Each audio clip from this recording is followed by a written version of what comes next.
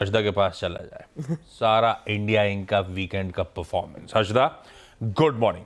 कैसे रहे आईसीआईसीआई और बाकी क्या क्या इंपॉर्टेंट? आशीष, आईसीआईसीआई बैंक सिल्वर लाइनिंग है, क्योंकि डर यही था कि यहाँ पर अगर मामला डिरेल हो जाए तो गड़बड़ हो सकती है। तो मुनाफा करीब करीब 14% बढ़कर आया, 11,750 करोड़ के 47 करोड़ के आसपास। उम्मीद से काफ़ी बेहतर है। ब्याज से आय के आंकड़े में 9.5% तक की ग्रोथ देखने को मिली, वो पॉजिटिव है। 20,000 करोड़ के ऊपर का ये फिगर उभर कर आया है। अनुमान था 19,995 के आसपास वो फिगर आएगा।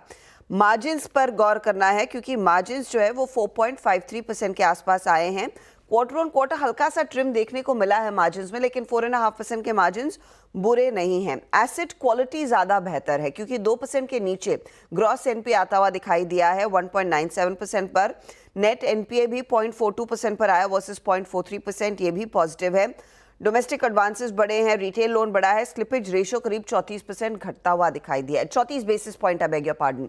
तो ये परफॉर्मेंस जो है आईसीआईसीआई बैंक का बहुत ही सॉलिड है, अच्छा है। दूसरी तरफ इंडेक्स का जो अगला काउंटर है वो श्रीराम फाइनेंस। हम सब जानते हैं 1:5 का स्प्लिट सबसे पहले वो अनाउंस हो चुका है। प्रॉफिटेबिलिटी के लिहाज से इनलाइन है वो नंबर 2071 करोड़।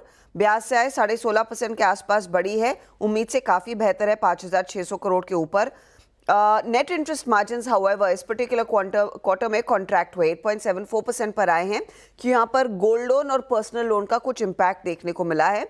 अगर आप एसेट क्वालिटी देखें उसमें सुधार देखने को मिला है, तो ये अच्छा परफॉर्मेंस आप मानकर चलेंगे।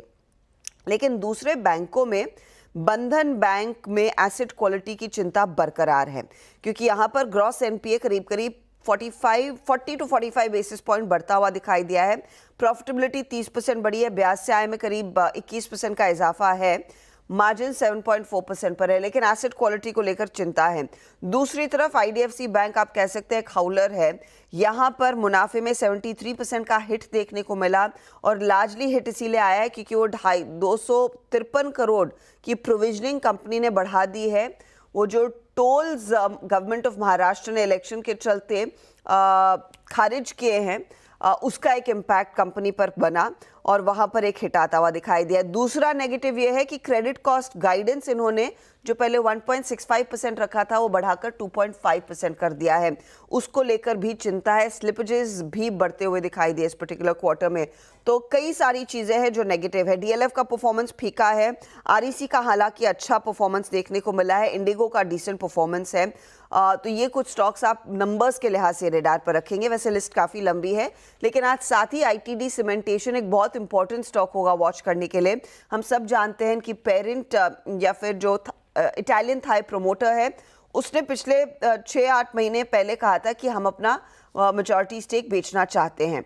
अब खबरें उभर कर आ रही है कि अदानी ग्रुप दरअसल अपनी एक एंटिटी एक्जिम डीएमसीसी के जरिए वो 46.64% स्टेक खरीदेगा। 400 रुपये प्रति शेयर के भाव पर ये स्टेक सेल होगा। स्टॉक 539 पर ट्रेड करता हुआ दिखाई दे रहा है। तो ये इनफैक्ट एक बड़ा मूवर रह सकता है आज के लिए। आईटीडी सीमेंटेशन पर आपकी नजरें रहेंगी।